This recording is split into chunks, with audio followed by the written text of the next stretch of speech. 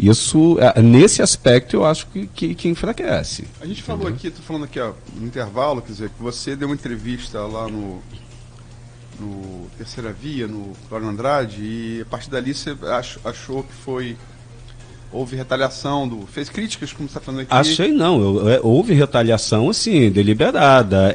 Não, eu tô querendo colocar, não individualizar, porque eu também acho que sofri, mas eu não quero dar certeza, porque eu não sou juiz, e nem quero ser juiz de mim mesmo, né?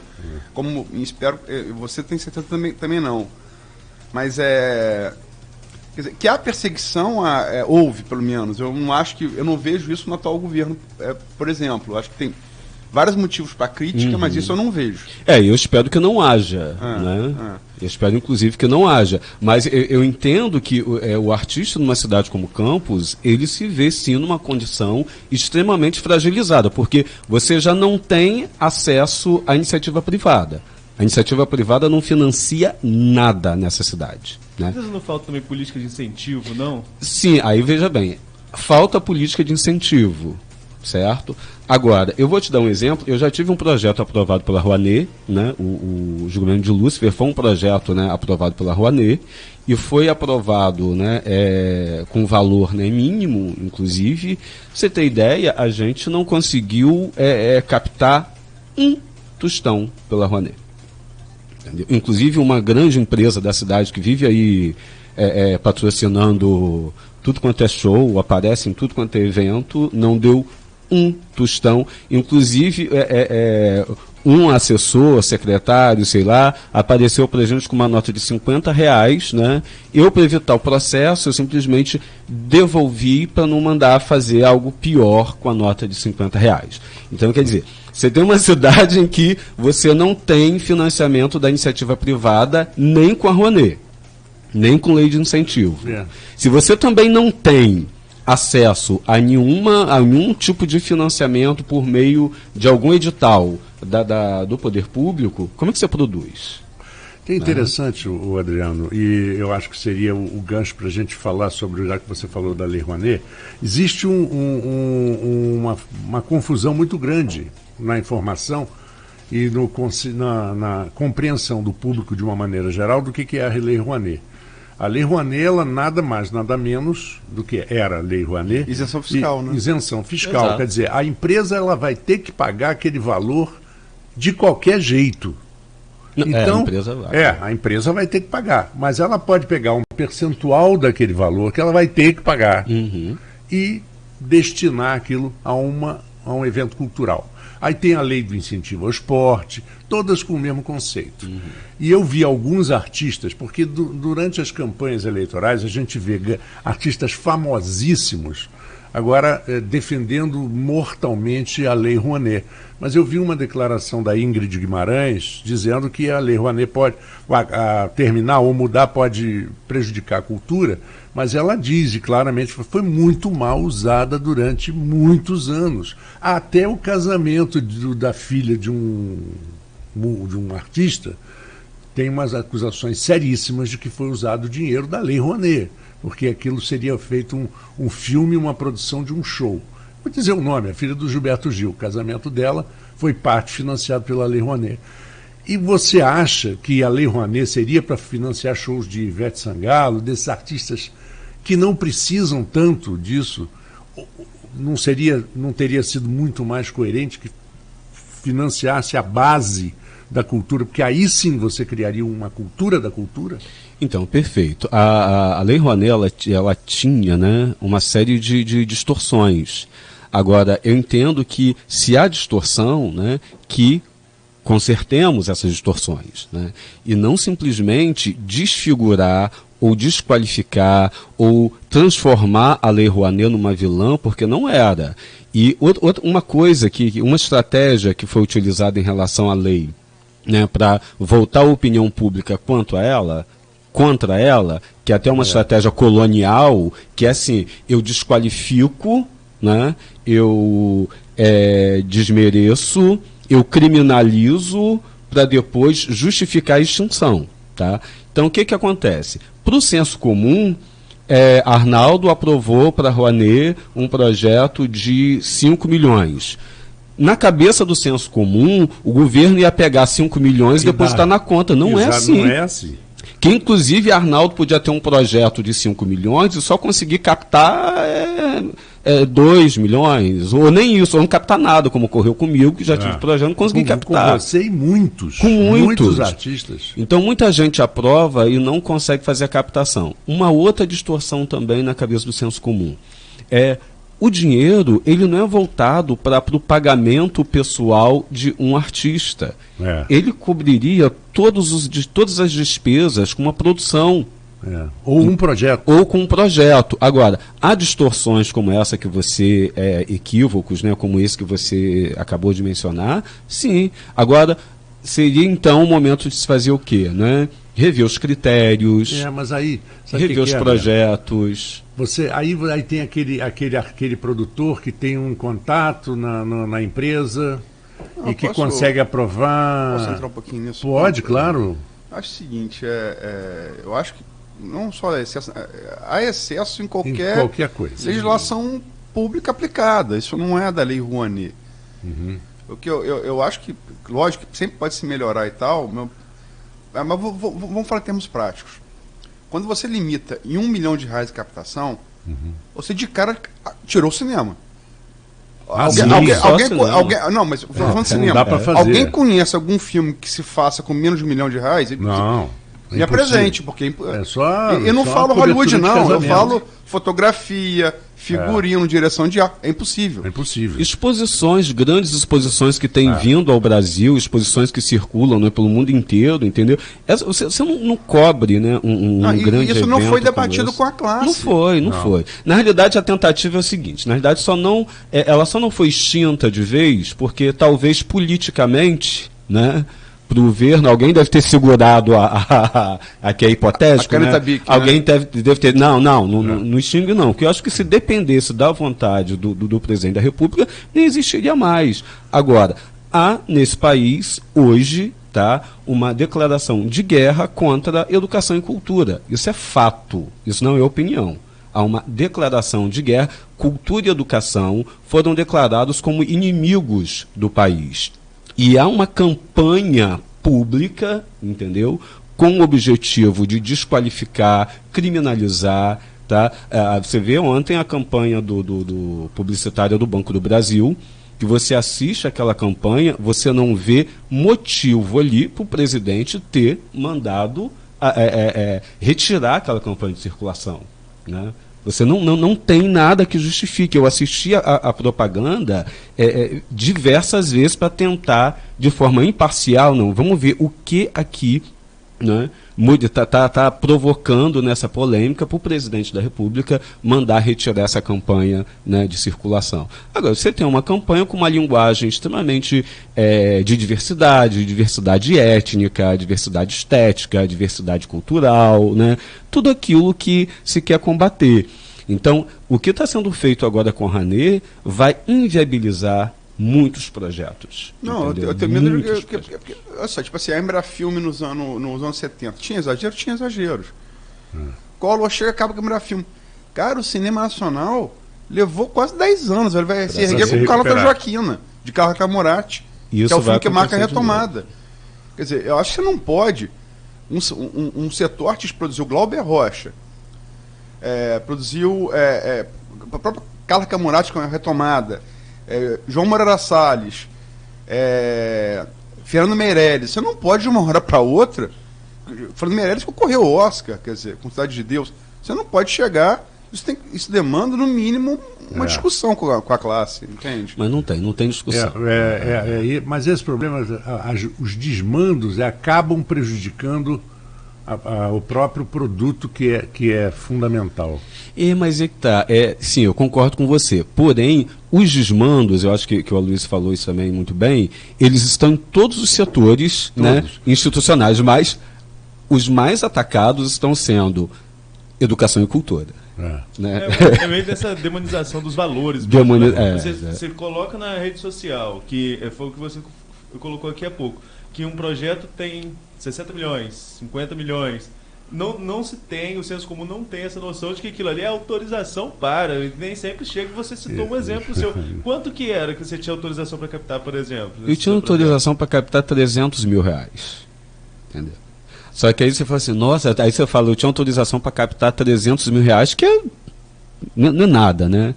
Agora, o que o senso comum pensa, né? R$300 mil iriam, né, para conta pessoal de Adriano. Agora, as pessoas... Agora, as pessoas ignoram, por exemplo, essas companhias profissionais, esses grandes eventos, né, levam mais ou menos 6 meses de ensaio. Né? Um filme, né, até chegar, né, a esse produto final, né, tem toda uma fase de pré-produção, né, de montagem, de uma série de fatores. E tudo isso custa muito caro, muito caro.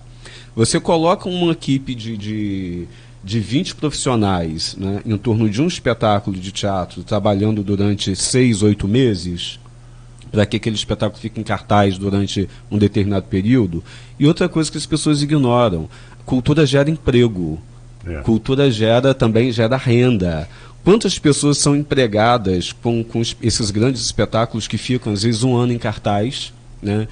Técnicos, bilheteiros, a parte de cozinha, maquiagem, figurino, cenário, os próprios atores, o comércio em redor, né? Os botequins de torno sempre falam. Os botequins, você está dizendo. Por que você acha que os restaurantes mais frequentados de Nova York estão ali perto da Broadway? Que cultura gera renda, cultura gera renda. Esse olhar, né, sobre a cultura, né, que falta também, né? Quando você começa você extingue, né, você acaba com uma lei como infelizmente as decisões são muito radicais, né? Então vamos acabar. Exato, tem problema, vamos acabar. Então vamos resolver. Vamos ver onde resolver o problema dá trabalho. Claro. Né? Porque você pega uma empresa como a Petrobras e dá a ela 2 projetos maravilhosos. Um projeto de 2 milhões e um projeto de 10 milhões. Só que o projeto de 2 milhões é um projeto, como você disse, não é um projeto de consumo. É um projeto de base cultural. Mas ela prefere investir os 10 milhões no show do Luan Santana. A cervejaria ela é capaz de dar 50 milhões para o Luan Santana, mas não daria 1 milhão para um espetáculo de teatro, né, de uma companhia que não é, né, tão conhecida, ou cuja proposta não é de entretenimento puro. Né? Mesmo o dinheiro não sendo dela, porque aquele é dinheiro do imposto. Mesmo não sendo dela. Né? Não é uma questão muito cultural, não. Por exemplo, a gente teve um incêndio do Museu Nacional aqui no Brasil e até hoje nos captou quase recurso nenhum. Mas as dificuldades também de se captar recurso, isso acusou, porque logo a Notre Dame, famílias francesas, ricas e tal. Aí eu vi a matéria detalhada, a dificuldade que é para fazer isso no Brasil. Quer dizer, é um périplo, é uma via cruz para você conseguir fazer isso. A burocracia, nossa. E o dinheiro que você, no caso, um doador particular investiria, eu não vou saber dar detalhes, eu não sei olhando a matéria, muita parte dele ele ficaria nesse périplo burocrático, ele não chegaria de fato ao museu. Enquanto lá na França, que não é conhecida por isso, o berço disso é os Estados Unidos, como digo de passagem, essa coisa da iniciativa privada bancar, né, restaurações, eventos culturais, a França não tem tanta essa tradição. Lógico que a Notre Dame, por ser um símbolo do país, chamou isso, mas assim, mesmo para a França, que não é um país que tem essa cultura, o quanto é muito mais fácil para um doador particular fazer isso lá do que aqui. Mas eu concordo com o Arnaldo. Eu acho que, independente dessa questão, há também a problemática da mentalidade. Né? Tem uma coisa que fez muito mal ao Brasil, foram os nossos processos de independência, de república, de abolição. O Brasil, ele não se entende como ex-colônia, né? Ele nunca se entendeu como ex-colônia. Tem uma mentalidade extremamente, né, de colonizado até hoje. Tá? Tudo que é bom é aquilo que é francês inglês, americano, né, predominantemente, né? Agora, o melhor cinema para grande parte do público brasileiro é o cinema americano, né? As marcas americanas. O cinema americano é realmente muito bom, né? Não, sim, não estou dizendo que não seja, entende? Agora, há um total desconhecimento de grande parte, né, dos cidadãos brasileiros daquilo que se produz, né, em vários cantos do país. Por exemplo, o que chega às rádios campistas daquilo que é produzido musicalmente em Pernambuco? O que chega aos cinemas de Campos? E Pernambuco é hoje um dos estados que tem produzido grandes filmes, né? O que chega do cinema de Pernambuco nas salas de cinema da cidade? Absolutamente nada. Entende? O Vingadores estreou em 80% das salas de cinema do país. Isso é um absurdo. Entende? Então, se a lei de mercado, é isso que a gente chama de mercado, né? A gente trata isso aqui como mercadoria. Se as atividades artísticas, culturais, também forem tratadas como mercadoria, como a gente trata a pizza, aí realmente não tem jeito.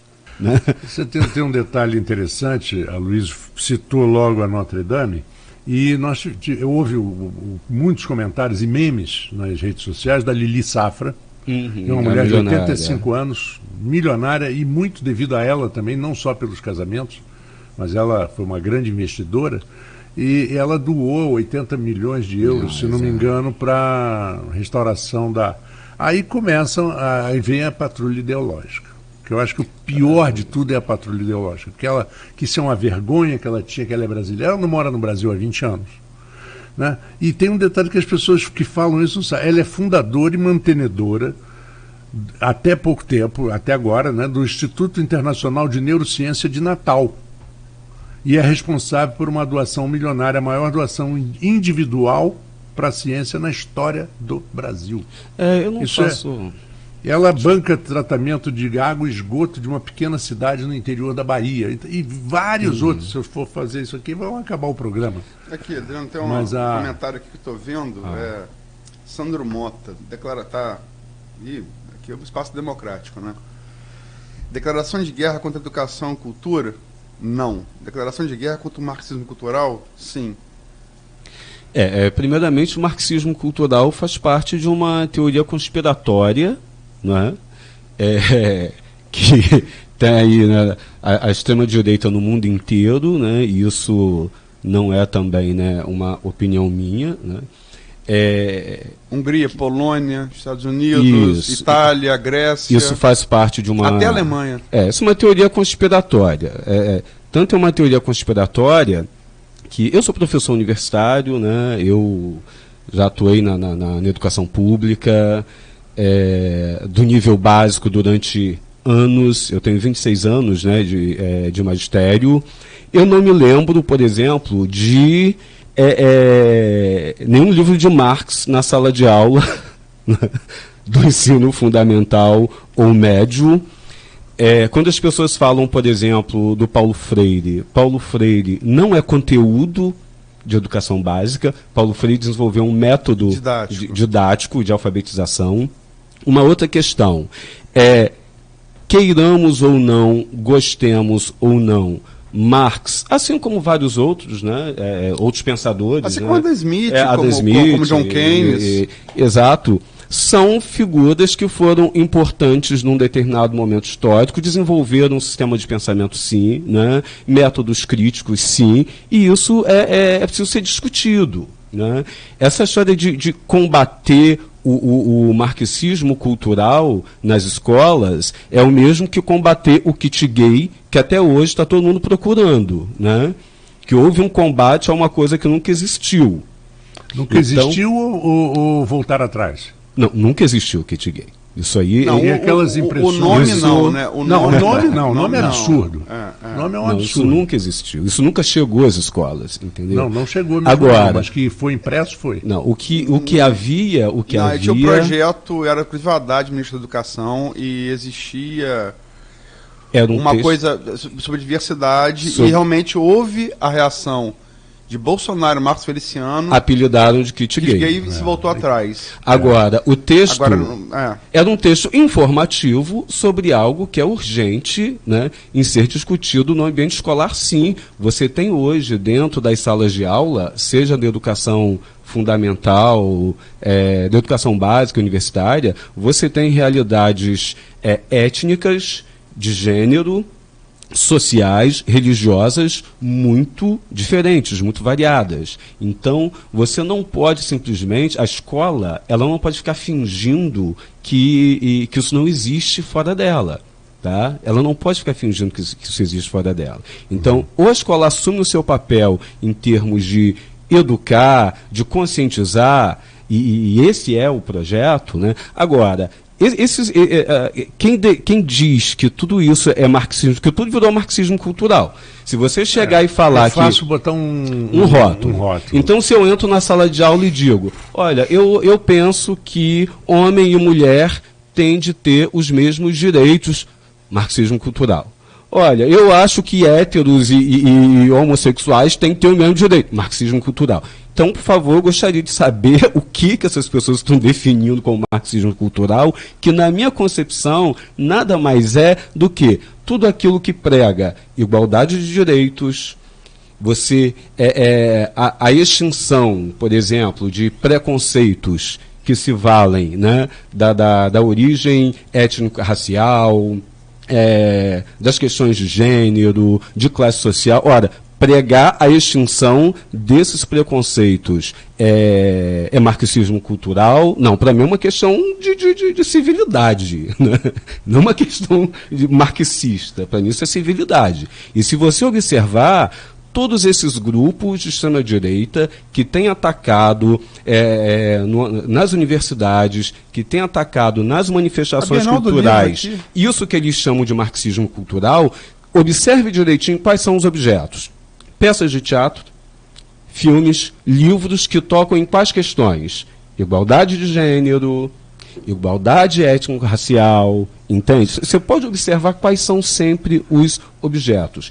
Então, eu gostaria muito de ter uma definição mais clara desses grupos, do que eles chamam de marxismo cultural, porque até agora eu não vi nenhuma ligação nem entre o marxismo, tampouco entre aquilo que se concebe como cultura. Adriano, o grande problema que eu vejo é o exagero de ambas as partes.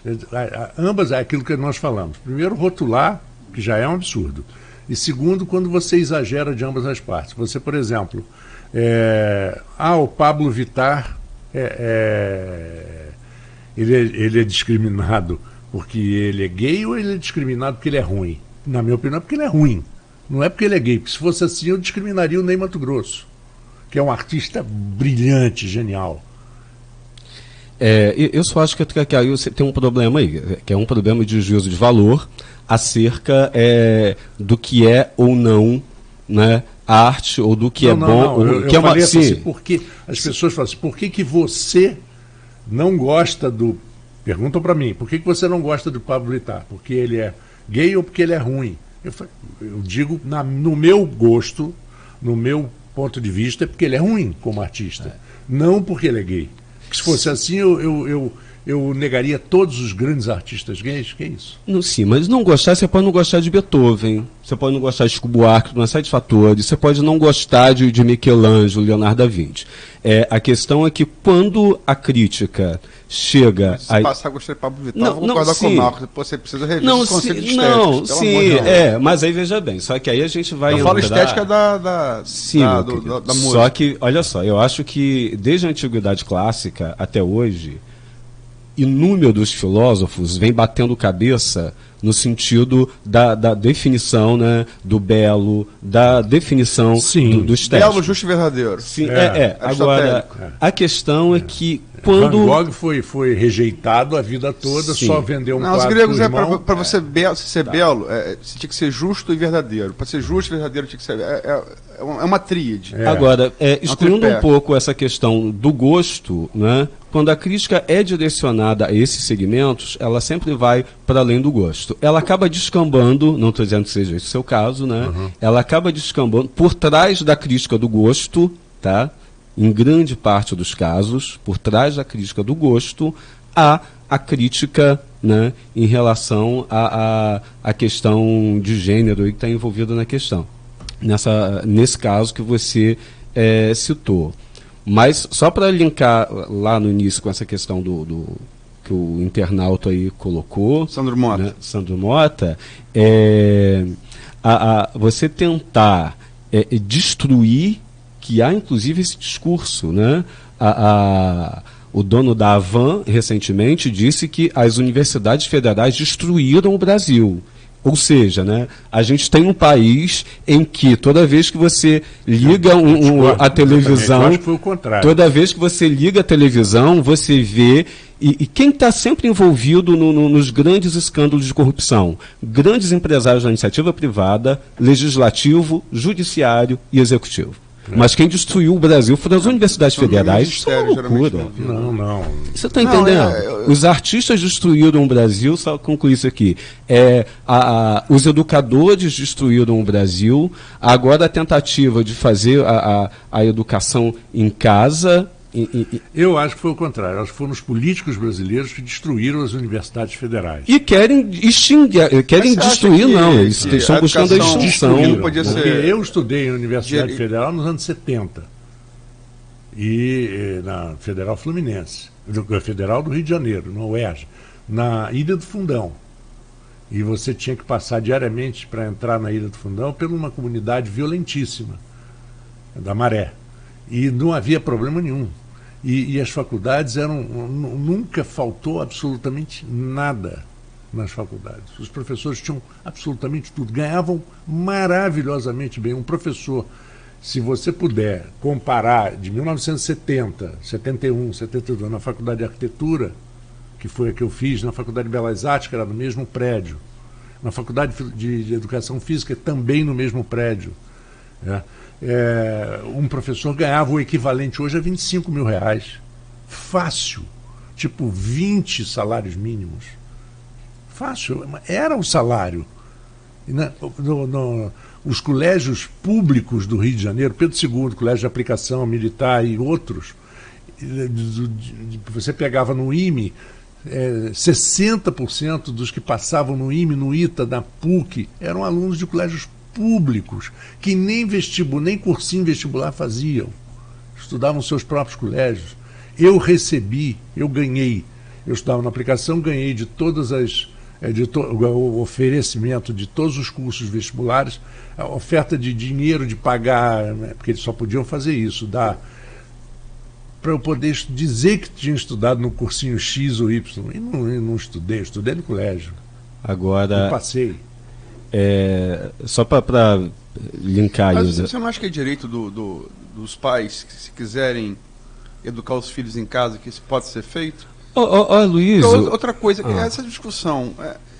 Quem é educador? Educador não é pai e mãe? É professor? É uma discussão meio conceitual, Luiz, né? É conceitual. Eu só acho o seguinte, eu acho que há vários tipos de educação. Então, veja bem, pela experiência que eu tenho como educador e como professor, eu digo que por trás de vários problemas que tínhamos dentro de sala de aula, havia sempre um casal de pais muito problemáticos. Outra coisa, você partiu do princípio que em casa, você vai ter a realidade que a gente conhece da própria Constituição de grande parte das famílias brasileiras. Então, você achar que você vai ter em casa condições de oferecer os ensinos de química, física, matemática, biologia, português, história, todas as áreas de conhecimento, né, a seu filho, a menos que você tenha dinheiro para poder financiar professores dessas diversas áreas para oferecer isso em casa. Outra coisa, não estou dizendo, obviamente, você quer ter o direito de fazer isso, não é perfeito. Sim, você está vendo a coisa prática.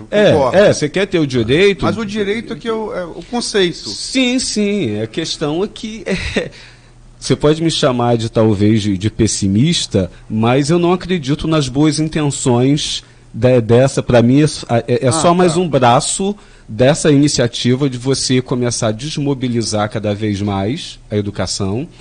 Há projeto que já vem sido conversado já há um tempo de educação à distância desde a educação básica, Então, para mim, essas coisas não estão separadas. Então, você começa a incentivar a educação em casa, de um lado, incentiva a educação à distância, de outro. Há um deputado do PSL que pretendia, inclusive, encaminhar um projeto visando, sabe o quê? De não ser mais, as famílias não seriam mais obrigadas a matricular os filhos na escola. Isso é temerário demais, porque isso vai atingir principalmente as famílias mais pobres. E ao mesmo tempo não matriculando porque não tem nem vaga. E o pior, e ao mesmo tempo liberando, tornando legal o trabalho de crianças a partir de 12 anos. Então vamos somar. Então você, Luísa... Você está vendo isso como um detalhe de uma conjuntura maior. Mas isso está ligado. Essas ações, elas não são estanques, elas estão interligadas, sim. Isso é um desmonte da educação pública. O que está sendo encaminhado nesse país é um desmonte da educação pública. Aí, como pensar na cultura, né? Mas você acha que isso aconteceu agora, está acontecendo agora? O desmonte da educação pública vem dentro dos anos 90. Sim, só que, veja bem, mas o que a gente está presenciando agora é o desmonte da educação pública como projeto de governo, tá? Isso é um projeto de governo. E o pior, além de ser um projeto de governo, é um desmonte que está se sustentando a partir da criminalização, principalmente dos agentes de educação, que estão sendo taxados de forma generalizada, praticamente, né? Foi o que eu falei anteriormente. Basta você falar em igualdade em sala de aula que você é um marxista cultural. Tá? Então, isso está havendo uma generalização nesse sentido. Então, eu vou criminalizar esse profissional, né, para justificar, por exemplo, né, inclusive isso já se conversa, né, para justificar, por exemplo, não, então é melhor que o filho seja educado em casa, né? Vou deixar esse filho na escola para virar comunista. Então é melhor deixar o pai que acredita lá que a Terra é plana, né? Ficar educando o filho em casa. Para dar exemplo, você pode também falar que se educar em casa vai virar o Eduardo Gibbon, que escreveu Declínio do Império Romano e foi educado em casa. Não, sim, meu querido. Só que aí a gente não pode trabalhar com um gênio do século XVIII, entendeu? Que foi educado em casa. Você e achar que isso aplica agora. Falou das universidades. Mas deu um caso também, né? Há casos e casos. Você tem casos para. Sim, mas. Tem exemplificação dos dois não lados. Institui isso como lei. Uma coisa se institui como lei. Fala, perdão. Não, sabe, qual foi nos últimos 40, 50 anos, a maior universidade particular do Brasil? Foi a Universidade Gama Filho. Ela foi a maior universidade do Brasil particular. O que ela é hoje? Não existe. Os prédios estão todos... E o que foi quando que foi quando houve a união com o Grupo Galileu. O Grupo Galileu que fundou, dessas 18 universidades que se citam, pelo menos 11. E aí se criou uma coisa que diz que foi criação nos anos 2000 do FIES, e que foi para financiar essas faculdades criadas pelo Grupo Galileu, basicamente, mais da metade. E o Grupo Galileu de quem é? Quem era o principal mentor e proprietário do Grupo Galileu? Aloysio Mercadante. E o que aconteceu com as outras universidades que eles levaram para o Grupo Galileu? Quebraram todas. De toda a diretoria do Grupo Galileu, tem 10 presos, inclusive o Paulo Gama Filho. Ele entrou, e o que essas universidades fizeram? Elas receberam fundos do FIES e não prestaram serviço posterior. E dizer que isso é recente, eu tenho casos na família de pessoas que estudaram em 68 com crédito educativo. Sim, agora veja que não tinha juros. Você está falando de financiamento da educação privada, não é isso? Sim, do FIES. Sim, eu estou falando da construção de um discurso acerca dos agentes educativos desse país como sendo agentes de uma suposta doutrinação de marxismo cultural. Isso tem se transformado no... ridículo. A minha crítica concordo com você. Nesse sentido. Tá certo? Isso é ridículo. E a gente tem tido casos já sérios aí eu tenho que voltar, eu não posso, mesmo que o tempo daí de vocês estejam acabando, mas mas é nosso, bom demais. Mas eu não posso deixar de retomar, não é, essa campanha do Banco do Brasil.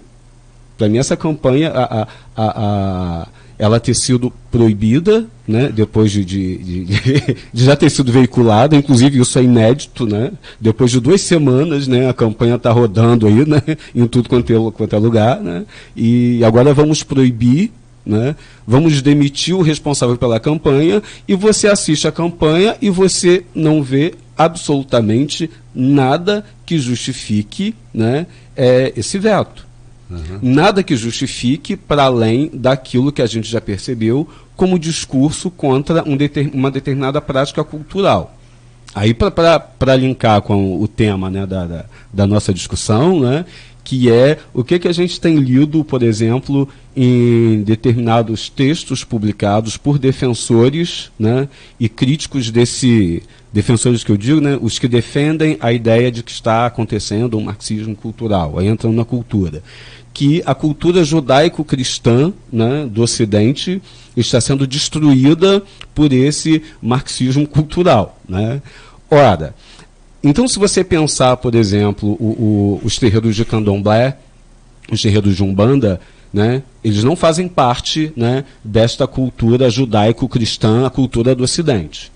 Se você pensar, né, os espetáculos teatrais que não são centrados ali no teatro elisabetano, né, o palco italiano, eles não fazem parte dessa cultura judaico-cristã do Ocidente. Ou seja, tudo aquilo que não se encaixa dentro do que esses segmentos concebem como cultura judaico-cristã e que construiu o Ocidente, está sendo visto como inimigo, né, da civilização. Ora, a gente está voltando então, né, a que século? Que eu acho que não dá nem para falar em século XIX, que eu acho que até o século XIX já tinha ultrapassado essas questões. A gente está voltando lá o quê?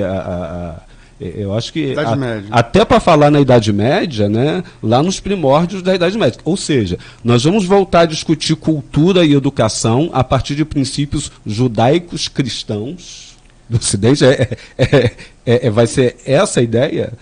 Então, acho que não vale nem a pena, né, que de fato, né, se pense, né, em falar em diversidade cultural ou projeto cultural num país que está falando em retomar os valores judaicos cristãos como sendo valores predominantes, né, em termos de cultura, sem total abertura, né, para outras formas de manifestação. Aí, de fato, a campanha do BBC, do Banco do Brasil, que foi vetada, né, que foi banida dos meios de comunicação, banida não, né, porque a internet não deixa nada mais ser banido. Né? Pode ver. Mas, ou seja, de fato, ali você tem uma cultura que contraria, né, todos os pilares judaicos cristãos. Mas essa coisa do judaico-cristão, desculpa, Marco, essa coisa do judaico-cristão, você não pode falar judaico-cristão sem falar greco-romano.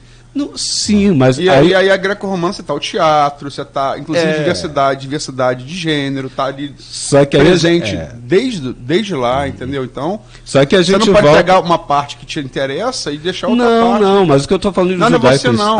Não é você não. Estou falando que você não é você não. Não, sim. Que é o mesmo... É discussão, né? Você não pode judaico-cristão sem greco-romano. Agora, aí volta o problema cultural, né?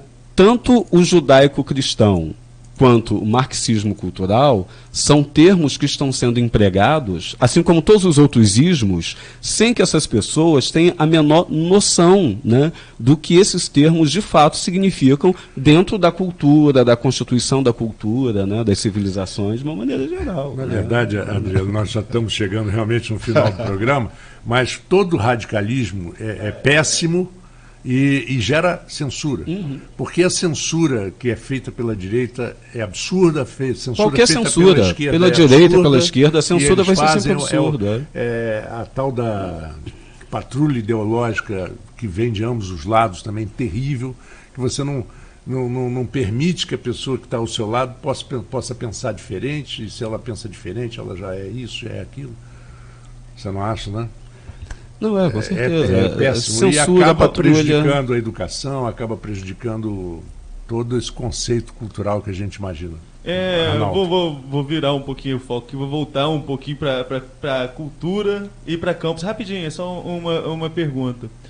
A gente já discutiu isso aqui, o Aloysio Machado, que é um sambista, campista no Rio, ele deu uma entrevista à Folha e falou que Campos não valoriza os filhos da casa na cultura. Esse tem nomes históricos. A gente, quando entrevistou a Dona Diva aqui, falou sobre a aproximação com José Cândido de Carvalho, que era uma pessoa que estava distante de Campos. Campos realmente não valoriza o artista da própria cidade? Não valoriza, não conhece a história, né? Não consome, por exemplo, grande parte das produções culturais. Eu sei professor, poucas pessoas sabem quem é José Cândido de Carvalho, né? Alberto Lamego, Juventino Maciel, né? Wilson Batista. As pessoas não conhecem, elas já ouviram a música. O protagonista do Neo Rosa. Elas não sabiam. Né? Se você falar, por exemplo, Coronel Lobisomem, eu já ouvi o filme. Entende? Agora, não tem.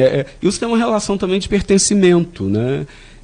Autoestima. Né? Campos é uma cidade com uma autoestima muito baixa. Né? Eu acho autoestima baixa em relação aos seus produtos culturais.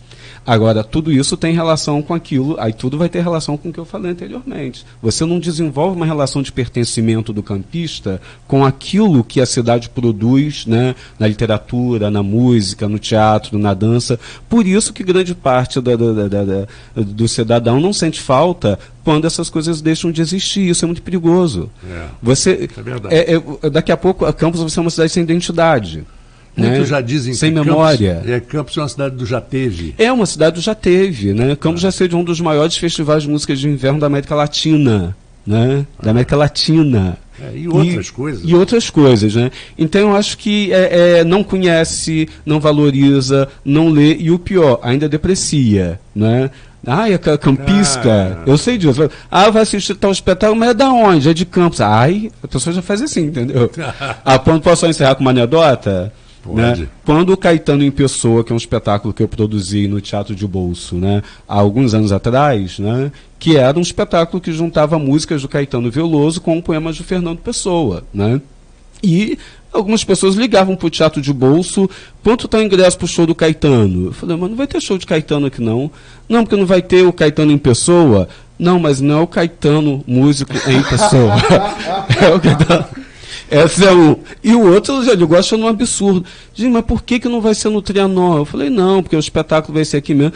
Mas com o Caetano Veloso tinha que ter. Quer dizer, a dificuldade das pessoas entenderem. Que ano foi isso? Que era? Você lembra? Isso faz já uns. Caetano e Pessoa faz uns 15 anos. Bom, então foi depois. Mas em 1990 o Caetano veio no Automóvel Clube. Eu fui a esse show. Você foi a esse show? Então você estrangeiro. Lembra, dizendo. Estrangeiro. Foi estrangeiro. Pois bem.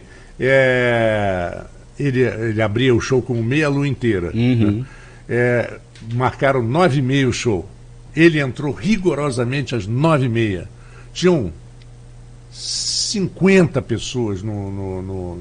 Quando acabou o show, ainda estava metade cheia e ainda estava chegando gente. Quando nós saímos, tinha gente do lado de fora com o ingresso, achando um absurdo que o Caetano tivesse começado o show às 9h30. Por conta de quê? Por conta da pecuária. Você chega às 3 horas da manhã, o show não começou ainda. Acho legal ter terminado aqui com esses casos, assim, porque a gente terminou, tá virando uma praxe do programa, né? Porque marcou o Bastos e agora o Adriano. Não, sensacional o final. Mas eu queria só falar um pouco, voltar um pouco sério para terminar aqui, se vocês me permitem. Claro, claro. Eu e o Adriano nos conhecemos há muito tempo. Acho que o ouvinte vê aqui que a gente tem algumas distinções de opinião e sempre foi assim. Acho que, mas isso é saudável, né? A gente sempre discordou, né? E de algumas coisas sempre discordou. A gente concorda em muita coisa, discorda em muita coisa, mas assim, debatendo e tal. E a questão do marxismo cultural é uma questão que me preocupa muito. Eu acho que Adriano, logicamente, que é professor, defende posições que são caras ao magistério, né? Percebo, lógico que tem um espírito de classe ali, tem coisas que concordo, coisas que discordo, mas em relação ao marxismo cultural, o que é marxismo cultural que ele colocou? Eu acho isso muito importante, porque eu me lembro de um regime que também chegou ao poder e tal, pelo meio do voto também, e composição ferrenha ao marxismo. Esse regime teve um adolescente que viveu nele e depois escreveu sobre ele, chamado Günter Grass, que ele disse o seguinte: crescer no regime começou queimando livros, terminou queimando gente. Então, cuidado, né? Claro. Cuidado. É isso. Sem dúvida alguma. Bom, Adriano, fantástica a sua entrevista, não tem outra palavra. Eu tenho certeza que todo mundo que acompanhou conosco aqui curtiu bastante. O Folha no Ar volta na segunda-feira. Nós ainda vamos ficar aqui, que não vamos fazer o direto da redação, mas segunda-feira nós temos Aloysio. Segunda-feira deixa eu abrir aqui, Marcos, só um segundo, por favor. Só para a gente... Juviano, deputado Juviano. E depois na terça-feira... prova, líder da bancada do PSL na LERJ. Deputado de Campos. E na terça-feira, Felipe Quintanilha. Quarta-feira eu vou confirmar e anuncio na segunda. Pode ser? Perfeitamente. Na segunda, já lembrando, segunda-feira, a Daniela Abreu vai estar aqui participando no é verdade. Lugar, Arnaldo vai estar lá envolvido na Festa da Penha. Segunda-feira eu estou lá na Festa da Penha, né? Que já começou, hoje começa a parte recreativo-cultural, mas a festa já começou desde domingo. Tive lá domingo, tive na terça. E que hoje é uma matéria excelente no Folha 2. Exatamente. Conferir a programação está toda lá e mais tarde estou indo para lá, se Deus quiser. Domingo, eu digo, eu não sou católico, não sou devoto, minha mãe eu respeito muito, mas eu há muito tempo não perco uma chegada fluvial a chegada da procissão fluvial, por volta das 17 horas ali. É como a cavalhada, uma das coisas, assim, independente de religião, é uma coisa linda da manifestação cultural aqui da região. Chega de barco, a imagem, tem uns fogos que o Mônica vai reclamar de você. Verdade. E tem segunda-feira a procissão de Nossa Senhora da Penha, que onde... É o dia que eu fico mais envolvido lá, embora não seja mais diretor da Irmandade, mas sou da Irmandade ainda. Meu pai é vice-presidente, minha tia, irmã da minha mãe é presidente, enfim, a família toda envolvida. E é segunda-feira que tem a procissão às 17 horas, uma das maiores manifestações de fé da nossa região, que inclusive é patrimônio imaterial cultural do estado do Rio de Janeiro. E vamos então a um pequeno intervalo e voltamos com o direto da redação. Bom final de semana para todos, para você, Arnaldo, Adriano, Aloysio. Obrigado. Até segunda-feira.